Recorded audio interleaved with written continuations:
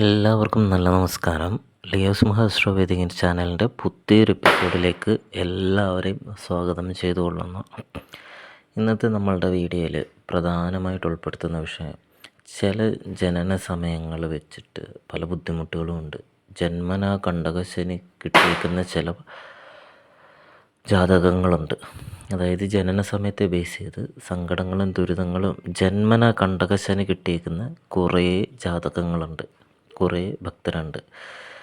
അവർക്ക് ആ ദോഷങ്ങളൊക്കെ എങ്ങനെ മാറ്റാം, ഏത് വഴിപാടിലൂടെയാണ് ആ ദോഷങ്ങളൊക്കെ മാറ്റേണ്ടത് എന്നുള്ളതാണ് ഇന്നത്തെ ഈ വീഡിയോയിൽ പ്രധാനമായിട്ടും പറയുന്നത്.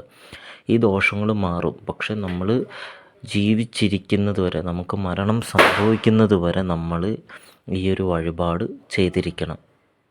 നമ്മളുടെ ജീവനുള്ളിടത്തോളം കാലം നമ്മൾ ഈ വഴിപാടുകൾ ചെയ്തിരിക്കണം. വഴിപാട് വേറൊന്നുമല്ല, നമ്മളുടെ അടുത്തുള്ള ശ്രീകൃഷ്ണ ക്ഷേത്രത്തിൽ അല്ലെങ്കിൽ ശ്രീ മഹാവിഷ്ണുവിൻ്റെ ക്ഷേത്രത്തിൽ പോയിട്ട് പുരുഷ സൂക്തം എന്ന വഴിപാടും പാൽപായസവും നെയ്വിളക്കും കഴിപ്പിക്കണം. ഈ 3 വഴിപാടും നമ്മളുടെ അടുത്തുള്ള ശ്രീ മഹാവിഷ്ണു ക്ഷേത്രത്തിൽ പോയി നമ്മൾ കഴിപ്പിക്കണം. ഏതൊക്കെയാണ്? പുരുഷ സൂക്തം, പാൽപായസം, നെയ്വിളക്ക്. ഈ 3 വഴിപാടുകളും നമ്മൾ യഥാവിധി പ്രകാരം നമ്മൾ കഴിപ്പിക്കണം. എല്ലാവർക്കും ക്ലിയറായോ? ഇത് നമ്മളുടെ ദോഷം അകലാൻ വേണ്ടിയിട്ടാണ്. ഈ വഴിപാടുകൾ നമ്മളുടെ ജീവനുള്ളിടത്തോളവും കാലം നമ്മൾ ചെയ്തിരിക്കണം. ഈ ഒരു ആയുസ്സിൻ്റെ കാലം മുഴുവൻ, ഈ ഒരു ആയുഷ്കാലം മുഴുവൻ നമ്മൾ ഈ ഒരു വഴിപാടുകൾ ചെയ്തിരിക്കണം. എല്ലാം കൂടി ഒരു 200 രൂപയുടെ ഉള്ളിൽ വരത്തേ ഉള്ളൂ. ഈ ഒരു വഴിപാട് ചെയ്തില്ലെങ്കിൽ ഒരുപാട് ദോഷങ്ങൾ നമ്മളുടെ ഭാവിയിലുണ്ടാവും. നമ്മുടെ തടസ്സങ്ങളെല്ലാം മാറ്റുവാൻ വേണ്ടിയിട്ടാണ് ഈ ഒരു വഴിപാട് ഇത്തരം രാശിക്കാർക്ക് പറഞ്ഞിരിക്കുന്നത്. ഉറപ്പായിട്ടും ഈ വഴിപാട് എല്ലാവരും ചെയ്തിരിക്കണം.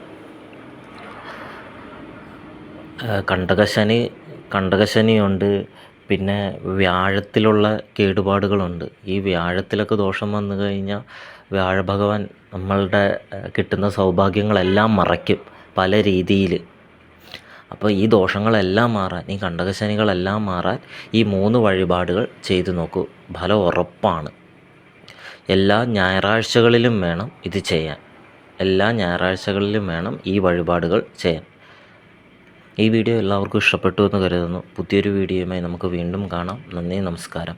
ചാനൽ ഇഷ്ടപ്പെട്ടു എന്നുണ്ടെങ്കിൽ, ഈ വീഡിയോ ഇഷ്ടപ്പെട്ടു എന്നുണ്ടെങ്കിൽ ചാനൽ സബ്സ്ക്രൈബ് ചെയ്യാൻ മറക്കരുത്.